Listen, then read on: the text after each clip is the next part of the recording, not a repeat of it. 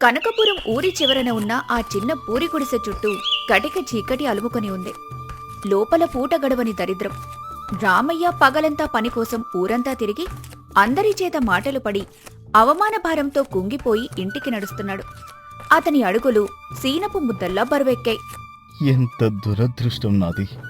ఈ ఊళ్ళో నా కండబలానికి ఒక చిన్న పని కూడా దొరకలేదే. అందరూ నన్ను అవమానించేవాళ్ళే.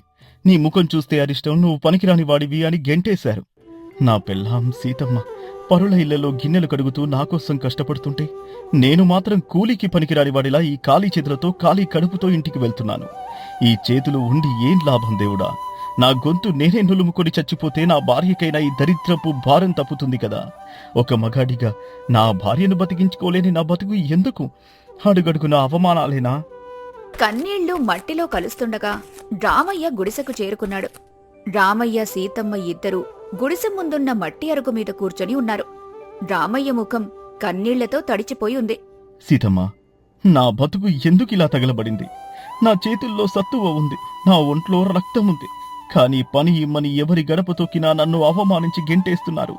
ఉదయం ఆ పటేలు గారి పొలం కాడికి వెళ్తే, నువ్వు పనికిరాని వాడివిరా, నీ దరిద్రపు మొహం నా పొలంలో పెడితే నా పైరు కూడా ఎండిపోతుంది అని నలుగురి ముందు నన్ను ఎగతాళి చేశారు. సీతమ్మ, నన్ను మోసం చేసి నా తండ్రి ఆస్తి లాక్కున్న వాళ్ళు ఇవాళ మేడల్లో ఉన్నారు.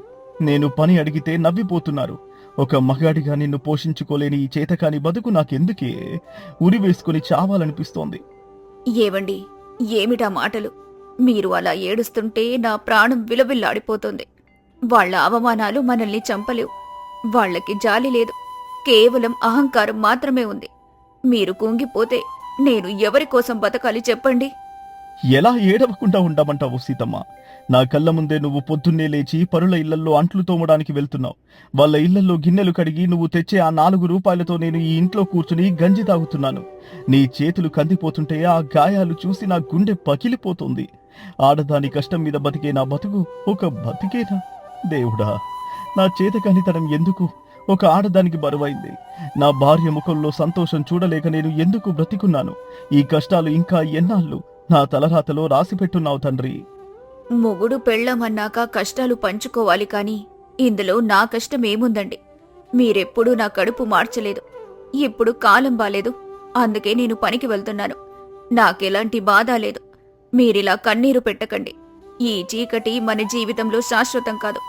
ఏదో ఒకరోజు దేవుడు మనకు తప్పక దారి చూపిస్తాడు. ఉదయం సూర్యుడు రాకముందే సీతమ్మ పక్కిళ్లలో గిన్నెలు కడగడానికి వెళ్లిపోయింది. రామయ్య గుడిసెలో ఒంటరిగా ఉన్నాడు. భార్య అలసిపోయి వస్తుందని, ఆమెకు సాయంగా ఉండాలని రామయ్య రోజూ ఇంట్లో వంట చేసేవాడు. రామయ్యకు వంట చేయటమంటే ప్రాణం. చిన్నప్పుడు వాళ్ల నాయనమ్మ వంట చేస్తుంటే చూసి ఆ వంట గుట్టంతా వంట పట్టించుకున్నాడు. నా భార్య నా కోసం ఎంతో కష్టపడుతోంది. ఆమె అలసిపోయి వచ్చేసరికి నేను కడుపు నిండా కమ్మటి అన్నం పెట్టాలి. మా నాయనమ్మ ఎప్పుడూ చెప్పేది, ఒరే రామయ్య, వంట అనేది కేవలం సరుకులతో రాదురా. మనం వండేటప్పుడు మనసులో ఎంత ప్రేమ ఉంటే కూర అంత రుచిగా ఉంటుంది అని. ఆ మాటలు నాకింకా గుర్తున్నాయి. రామయ్య రోలులో పచ్చిమిర్చి, అల్లం, వెల్లుల్లి, జీలకర్ర వేసి మెత్తగా నూరాడు. మట్టి కుండలో నూనె వేసి ఉల్లిపాయలు దోరగా వేయించాడు. ఆ పాతకాలపు మసాలా వాసన గుడిసె నిండా గుబాళిస్తోంది. ఈ ఆకుకూరలో కొంచెం కారం దట్టించి వెల్లుల్లిపాయలు ఎక్కువ వేస్తే నా సీతమ్మకు భలే ఇష్టం. ఆమె కడుపు నిండా తింటే నా ఆకలి కూడా తీరిపోయినట్లే. మధ్యాహ్నం సీతమ్మ అలసిపోయి ఇంటికొచ్చింది. రామయ్య ప్రేమగా ఆకులో అన్నం, తాను వండిన కూర వడ్డించాడు. సీతమ్మ ఒక ముద్ద నోట్లో పెట్టుకోగానే ఆమె కళ్ళు ఆశ్చర్యంతో విచ్చుకున్నాయి. ఏవండి, ఎంత అద్భుతంగా ఉందండి ఈ కూర! ఇది కూర కాదు, సాక్షాత్తు దేవుడు పెట్టిన అమృతంలా ఉంది. మీ చేతుల్లో ఇంత గొప్ప మాయ ఉందంటే నేను నమ్మలేకపోతున్నాను. మీరు వండిన ఈ అన్నం తింటుంటే నా పగలంతా పడిన కష్టం ఎగిరిపోయింది. నిజంగా బాగుందా సీతమ్మ? నువ్వు సంతోషంగా తింటే అంతే చాలు నాకు. ఏవండి, నాకు ఆలోచన వస్తోంది. మన పెరట్లో నేను పెంచుతున్న నాటుకోళ్లున్నాయి కదా, వాటిని కేవలం పండగకి పబ్బానికి వచ్చేవాళ్లకి అమ్ముతున్నాం. మిగతా రోజుల్లో వాటిని ఎవ్వరూ కొనటం లేదు. మీరు ఇంత అద్భుతంగా వంట చేస్తారు కదా, ఆ కోళ్లతో మనం కోడికూర, కోడివేపుడు చేసి ఊరి చివరన ఉన్న చెరువు రేవు దగ్గర ఎందుకమ్మకూడదు? మీ చేతి వంట రుచి చూస్తే జనాలు ఎగబడి కొంటారు. మీరు ఎవ్వరి దగ్గర పని అడగాల్సిన అవసరం ఉండదు. మన వ్యాపారం మనమే చేసుకోవచ్చు. రామయ్యకు ఆ మాట వినగానే భయం, ఆశ్చర్యం రెండూ కలిగాయి. తాను వంట చేయటమా అని, తనని చూసి జనాలు వస్తారా అని భయపడ్డాడు. కాని సీతమ్మ పట్టుబట్టి అతనికి ధైర్యం చెప్పింది. మరుసటి రోజు సీతమ్మ తన కోడిని కోసి శుభ్రం చేసింది. రామయ్య తన నాయనమ్మ నేర్పిన పాతకాలం నాటి చిట్కాలతో అద్భుతమైన నాటుకోడి కూర, కోడివేపుడు వండాడు. ఒక చిన్న తోపుడు బండి మీద మట్టి కుండలు పెట్టుకుని ఇద్దరూ కలిసి ఊరి చివరన ఉన్న పడవలు ఆగే రేవు దగ్గరికి వెళ్లారు. అక్కడ ఎప్పుడూ జనం రద్దీగా ఉంటారు. అదే రేవులో పెద్ద చేపల వ్యాపారి భూషణం గుడారం వేసుకుని చేపలమ్ముతుంటాడు. వాడు చాలా అహంకారి. పట్నంలో కూడా గిరాకీ ఉంటుందని పొగరు. రామయ్య భయపడుతూ బండి ఆపాడు. అప్పుడే భూషణం వాళ్లను చూశాడు. ఓరే రామయ్య, ఏంట్రా ఇదే? ఎవరు పని ఇవ్వలేదని ఇప్పుడు బండి వేసుకొని వచ్చావా? పడవలు ఆగే చేపల రేవులో కోడి కూరేంట్రా దరిద్రుడా? ఇక్కడ అందరూ చేపలు తినడానికే వస్తారు కానీ ఈ దరిద్రపు కోడి కూర ఎవడు తింటాడో? నీ ముఖం చూస్తేనే గిరాకీ పారిపోతుంది. తీసేరా నీ బండి ఇక్కడ నుండే. అలా అనకండి భూషణం గారు. పేదవాళ్ళం, ఏదో బతుకు తెరువు కోసం ఇక్కడ బండి పెట్టుకున్నాం. మీ వ్యాపారానికి మేమేం అడ్డురాము స్వామి. నా వ్యాపారానికి అడ్డు వస్తావా? నీకా రేంజ్ ఉందారా? ఈ రేవంతా నా కంట్రోల్లో ఉంటుంది. నేను ఏది చెబితే అది. మర్యాదగా బండి తీసేయ్. అప్పుడే సీతమ్మ ధైర్యంగా ముందుకొచ్చింది. భూషణం గారు, ఈ రేవు మీ తాత జాగిరి కాదు. ఇది ఊరి జనం అందరిది. మా బండి ఇక్కడే ఉంటుంది. మా కూర మేము అమ్ముకుంటాం. మీరు మీ చేపలమ్ముకోండి. మా జోలికొస్తే ఊరుకునేది లేదు. భూషణం సీతమ్మ మాటలకు రగిలిపోయాడు. తనని ఎదిరిస్తుందా అని కోపంతో రగిలిపోయి నేరుగా ఊరి జమీందారు ధర్మారావు గారి దగ్గరికి వెళ్లాడు. ఏమిటిది? ఒక పేదవాడి పిల్లం నన్ను ఎదిరిస్తోందా? నాకే రేవులో ఎదురు చెబుతుందా? ఆ దరిద్రులని ఇప్పుడే ఊరి నుండి వెళ్ళగొట్టిస్తాను. నా వ్యాపారం ముందు వాళ్ళ కోడి కూర బండి ఎంత? జమీందారు గారితో చెప్పి వాళ్ళ కుండలు పగలగొట్టిస్తాను. భూషణం పరుగు పరుగున జమీందారు గారింటికి వెళ్లి రామయ్య మీద లేనిపోని చాడీలు చెప్పాడు.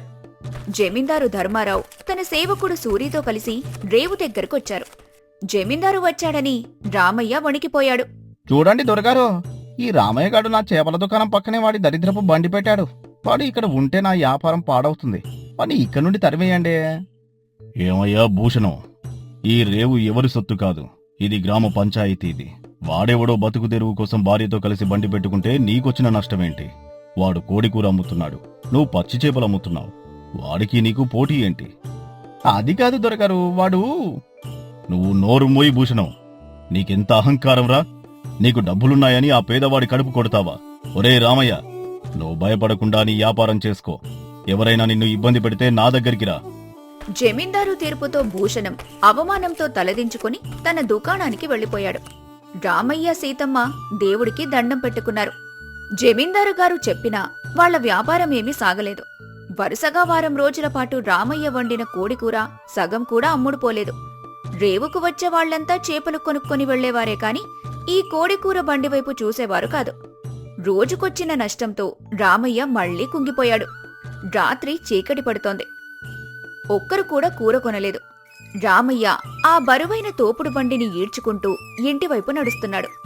అతని కళ్లల్లో కన్నీళ్లు ఆ కూరకుండల మీద పడుతున్నాయి. దేవుడా, ఎంత ఆశతో ఈ బండి పెట్టాను. నా భార్య ఎంతో కష్టపడి కడుపు మార్చుకుని పెంచిన కోళ్లు ఇవి. నా చేతి వంట ఎవరికి రుచించదా? వారం రోజులుగా ఈ కుండల్లో కూర అలాగే మిగిలిపోయి వృధా అవుతోంది. నా దరిద్రం నాతో పాటు నా భార్య కష్టాన్ని కూడా బూడిద చేస్తోంది. రేపటి నుంచి ఈ బండిలాగే సత్తువ నాలో లేదు. అప్పులు పెరిగిపోతున్నాయి. బతుకు గాల్లో దీపంలా మారింది. ఉదయం నవ్వుతూ పంపిన నా భార్యకు ఈ మిగిలిపోయిన కూరను ఎలా చూపించాలి? ఆమె ముఖం నేను ఏ కళ్ళతో చూడాలి దేవుడా? ఇంటికి చేరగానే సీతమ్మ రామయ్య కన్నీళ్లను తుడిచింది. ఏవండి, ఒక మంచి రోజు ఖచ్చితంగా వస్తుంది. ఓడిపోకండి. రేపొక్కరోజు చూద్దాం అని ధైర్యం చెప్పింది. ఇదిలా ఉండగా చేపల వ్యాపారి భూషణంకు ఒక పెద్ద బలహీనతుంది.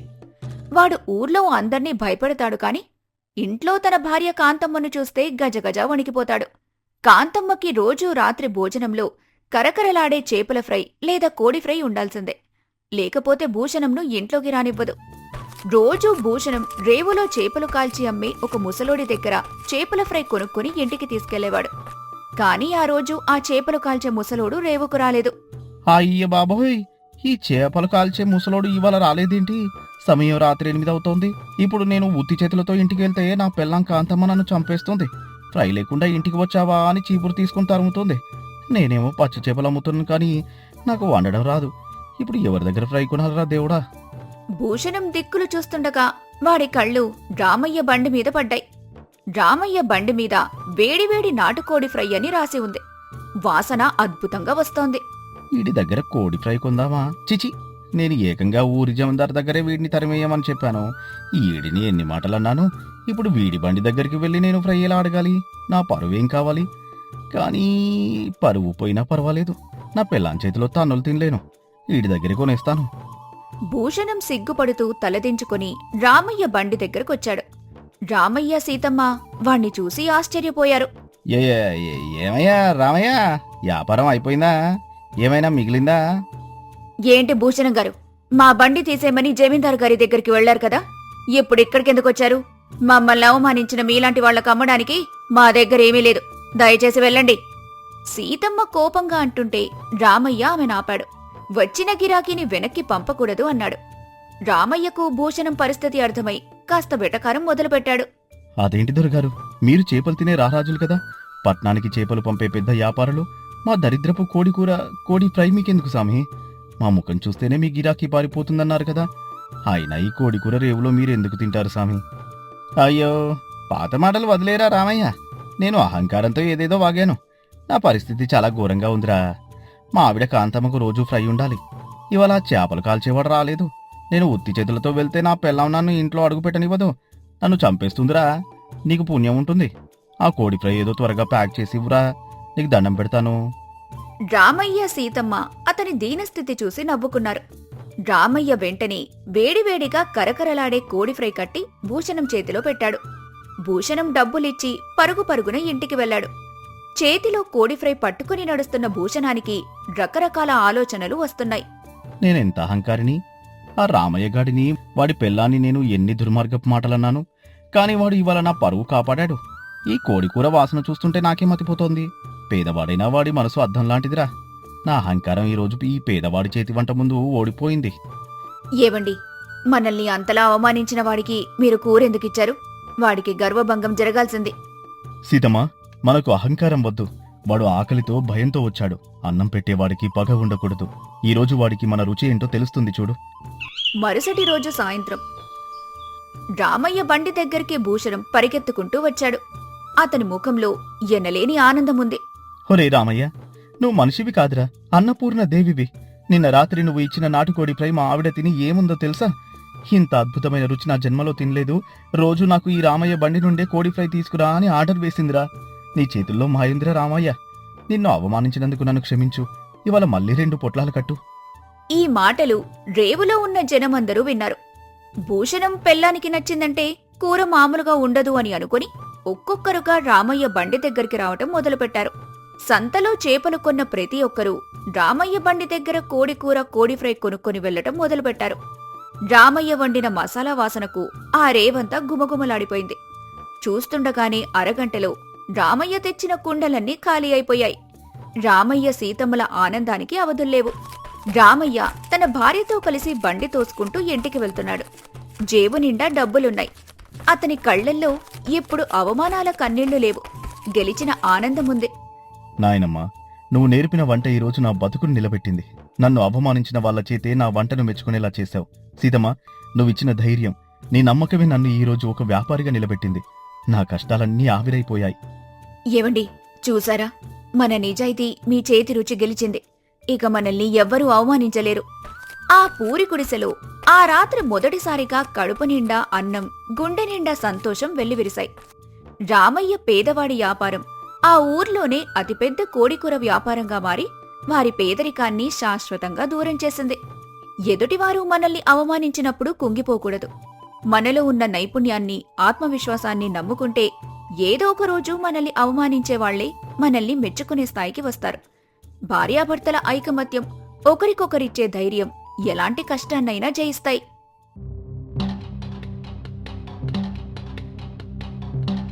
అది రామాపురం అనే పల్లెటూరు. రాత్రి 10 గంటల సమయం. బయట ఎడతెరిపి లేకుండా కుండపోత వర్షం కురుస్తోంది. ఉరుములు మెరుపులతో వాతావరణం భయంకరంగా ఉంది. రామయ్య సీతమ్మల పూరి గుడిసెలో ఒక చిన్న ఆముదం దీపం వెలుగుతోంది. గుడిసె పైకప్పు చిల్లుల గుండా వాననీళ్లు లోపల పడుతున్నాయి. ఆ వర్షంలో తడవకుండా రామయ్య తన భార్యను ఒక మూల కూర్చోబెట్టి తాను మాత్రం వానచినుకల కింద తడుస్తూ ఆకాశం వైపు చూస్తూ బాధగా ఏడుస్తున్నాడు. ఎంత కర్మ పట్టింది దేవుడా నాకు. ఈ ఎముకలు అరిగిపోయేలా ఈ మట్టిని నమ్ముకొని బతికాను కానీ నా భార్యను వానకు తడవకుండా ఒక మంచి ఇంట్లో పెట్టలేకపోతున్నాను. ఉదయం నుండి ఈ కుండపోత వాన పడుతూనే ఉంది. ఈ పాడు గుడిసె ఏ గాలికి కూలిపోతుందో అని నా ప్రాణం గాల్లోనే కలిసిపోతోంది. నా ఇల్లాలు తడవకుండా ఒక మూల ముడుచుకుని కూర్చుంది. ఒక మగాడిగా నా భార్యకు కడుపు నిండా పట్టెడు అన్నం, తలదాచుకోవడానికి ఒక మంచి ఇల్లు కూడా ఇవ్వలేని ఈ దరిద్రపు బతుకు నాకెందుకు తండ్రి? నా చేతకానితనాన్ని చూసి నాకే అసహ్యం వేస్తోంది దేవుడా. ఏవండి, ఎందుకలా చిన్నపిల్లాళ్ళ ఏడుస్తున్నారు? మీరేడిస్తే నేను తట్టుకోలేనండి. ఈ చిల్లుల గుడిసెలో వాననీళ్లు పడినా సరే మీ ప్రేమ ముందు నాకా చలి కూడా ఆనందంగానే ఉంటుందండి. మీరు నన్ను మహారాణిలా చూసుకుంటున్నారు. మనకు పూట గడవకపోయినా ఎవరి దగ్గర చేయి చాపకుండా నిజాయితీగా బతుకుతున్నాం. ఆ నిజాయితీకి మించిన ఆస్తి ఇంకేముంది చెప్పండి? దయచేసి కన్నీళ్లు తుడవండి. పగలు పక్కింటవ్వ ఇచ్చిన పిడికెడు బియ్యంతో వేడివేడిగా గంజి కాశాను. 2 గుటకలు తాగండి, ప్రాణం లేచొస్తుంది. రామయ్య గంజిగిన్నె చేతిలోకి తీసుకునేలోపే గుడిసె తలుపును ఎవరో గట్టిగా బాదుతున్న శబ్దం వినిపించింది. ఆ అర్ధరాత్రి పూట ఆ గాలివానలో ఎవరొచ్చారా అని రామయ్య కంగారుగా వెళ్లి తలుపు తీశాడు. బయట వర్షంలో పూర్తిగా తడిసిపోయి చేతుల్లో బట్టల సంచులతో కొండలరావు, అతని భార్య కాంతమ్మ నిలబడి ఉన్నారు.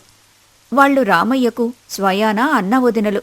అరేరే, కొండలరావన్నయ్య, కాంతమ్మ, వదినా, మీరా ఈ అర్ధరాత్రి పూట ఇంతటి కుంభకర్ణ వానలో మా పేదోడి గుడిసెకు వచ్చారేంటి? అయ్యో, పూర్తిగా తడిసిపోయారు. రండనయ్య, లోపలికి రండి. మిమ్మల్ని చూసి ఎన్నేళ్ళయిందో. ఏం చేస్తాం రామయ్య, మా కర్మకాలి ఈ వానలో ఊరి చివర మా కారు బురదలో కూరుకుపోయింది. పట్నం బంగ్లాకు వెళ్లే దారి లేక ఈ రాత్రికి ఈ దరిద్రపు గుడిసెలో తలదాచుకుందామని వచ్చాం. ఈ బురద తగిలి నా పట్టు పంచ పాడైపోయింది చూడు. అసలు దీన్ని ఇల్లు అంటారా రామయ్య? పందుల దొడ్డిలా ఉంది. ఆ మాటలకు రామయ్య గుండెలు చివుక్కుమన్నాయి. తన సొంత అన్నయ్య ఎప్పుడూ అలా మాట్లాడలేదే అని ఆశ్చర్యపోయాడు. ఇంతలో కాంతమ్మ గుడిసెలోకి అడుగుపెట్టగాని చుట్టూ అసహ్యంగా చూసింది. పైన పడుతున్న నీటి చుక్కలను చూసి ఆమె మరింత కోపంగా అరిచింది. అమ్మో, ఇదేమిల్లు రామయ్య! పైన వాన పడుతుంటే లోపల కూడా వాన పడుతుంది. ఎక్కడ కాలు పెట్టినా బురదే. అయినా మీ అన్నయ్యకు ఎంత చెప్పినా వినలేదు. ఆ పట్నంలో మా పెద్ద బంగ్లా వదిలేసి ఈ అడవిలాంటూర్లో ఈ పూరి గుడిసెకు నన్ను తీసుకొచ్చాడు. నా పట్టు చీరంతా పాడైపోయింది. ఏమే సీత, అలా చూస్తావేంటి? తుడుచుకోవడానికి ఏమైనా పట్టు వస్త్రాలుంటే తీసుకురావే. మా పేదోళ్ల ఇంట్లో పట్టు వస్త్రాలు ఎక్కడ్నుంచొస్తాయి అక్కయ్య? ఈ పాత తువ్వాలిస్తాను, తుడుచుకోండి. మీ కారు ఆగిపోయిందని బాధపడకండి. రేపుదయం ఊర్లో వాళ్లని పిలిచి బయటకు తీయిద్దాం. అయినా రండి, ముందు చలికి వణుకుతున్నారు. వేడివేడిగా కాసింత గంజిస్తాను, తాగండి. గంజా, నీ మూకం చూసివ్వవే గంజి. మేము పట్టణంలో రోజు బిర్యానీలు, కోడి మాంసాలు తినేవాళ్ళం. మాకు గంజిస్తావా? నీకు మర్యాద తెలీదా సీత? చుట్టాలింటికొస్తే కనీసం వేడివేడి అన్నం వండి పట్టలేని బతుకోక బతుకేనా? ఎప్పుడైనా మా ఇంటికొస్తే చూడు, పళ్ళెంలో 10 రకాల వంటకాలు పెట్టి భోజనం పెడతాను. ఏముందో వెతుక్కొని త్వరగా ఏదో ఒకటి వండు. అవును రామయ్య, పెళ్ళై 5 ఏళ్ళు అవుతోంది. ఇంకా ఈ చిల్లుల గుడిసెలోనే బతుకుతున్నావా? పట్టణంలో నేను 2 మెడలు కట్టాను తెలుసా? అసలు నీకు చేత కాకపోతే నన్ను అడగొచ్చు కదా. మా ఇంట్లో పనివాడిగా పెట్టుకుని నెల నెల ఓ 10 రూపాయలు జీతం పడేసేవాణ్ణి. నీ వల్ల నా మరదలు సీతమ్మ కూడా నాశనం అయిపోతోంది. కనీసం కట్టుకోవడానికి దానికి ఒక మంచి చీర కూడా లేనట్టుంది. వాళ్ల మాటలకు రామయ్య కన్నీళ్లు ఆపుకోలేకపోయాడు. ఇంటికొచ్చిన సొంత అన్నయ్యకు పట్టెడన్నం పెట్టలేని దరిద్రంలో ఉన్నానే అని బాధపడ్డాడు. సీతమ్మ తన భర్త బాధను గమనించి కొండలరావు వైపు ధైర్యంగా చూసింది. బావగారు, మీ దగ్గర ఆస్తులు అంతస్తులుండొచ్చు, కాని మా దగ్గర ఆత్మాభిమానముంది. నా భర్త కష్టపడే రకం, ఎవరి దగ్గర చేయి చాచే రకం కాదు. ఈరోజు వర్షాల వల్ల పంటలు పండక మేమిలా ఉన్నాం. అయినా ఇంటికొచ్చిన సొంత అన్నయ్యకు కడుపు నిండా పెట్టలేకపోతున్నామనే బాధ మాకుంది. మీకీ గంజి ఇష్టం లేకపోతే ఒక అరగంట ఆగండి. పక్కింటి ముత్యాలు అన్నయ్య ఇంట్లో పాలు తీసుకొచ్చి వేడివేడిగా టీ పెట్టిస్తాను. అవునన్నయ్య, మిమ్మల్ని ఈ గుడిసెలో కూర్చోబెట్టినందుకు నన్ను క్షమించండి. నేను సీతమ్మ వెళ్ళి పాలు తీసుకొస్తాం.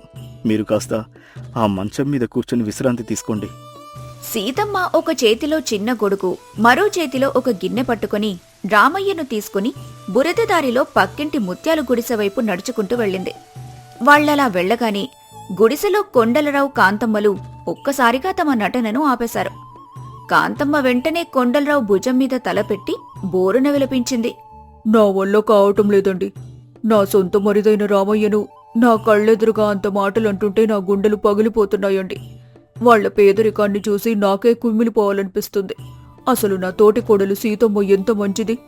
మనం ఎన్ని మాటలన్నా ఎదురు చెప్పకుండా, కోపం తెచ్చుకోకుండా పాలు తేవడానికని ఆ గాలివానలో వెళ్ళింది. ఇక నా వల్ల కాదు. వాళ్ళు రాగానే నిజం చెప్పేద్దాం. ఏడవకు కాంతం, నేను వాళ్ళని ఆ మాటలన్నప్పుడు నా గుండె కూడా రంపంతో కోసినట్టే అయ్యింది. కాని వాళ్ళ మనసు మారలేదని తెలుసుకోవడానికే కదా నేను ఈ నాటకం ఆడాను. పేదరికంలో మనుషులు ఆత్మాభిమానం కోల్పోతారేమో అని భయపడ్డాను. కాని నా తమ్ముడు, నా మరదలు ఎంత దారిద్ర్యంలో ఉన్నా వాళ్ళ నిజాయితీ తగ్గలేదని ఈరోజే తెలిసింది. కష్టంలో కూడా మనకు కాసింత గంజి ఇవ్వడానికి సీతమ్మ ఎంతలా ఆరాటపడిందో చూశావు కదా. అవునండి, మనం వీళ్లకు సాయం చేయడానికి పట్నం నుండి వచ్చాం కదా. ఆ కారు బురదలో దిగబడటం కూడా మనం ఆడిన అబద్ధమే కదా. అసలు మనం వీళ్ల కోసం ఊరి మధ్యలో ఆ 2 అంతస్తుల పెంకుటిలు కొన్నామని, రేపే వాళ్ళు నా ఇంట్లోకి పంపిస్తున్నామని ఎప్పుడు చెబుదామండి? నా మరిది బాధ నేనిక చూడలేను. ఇప్పుడే చెబుదాం కాంతం.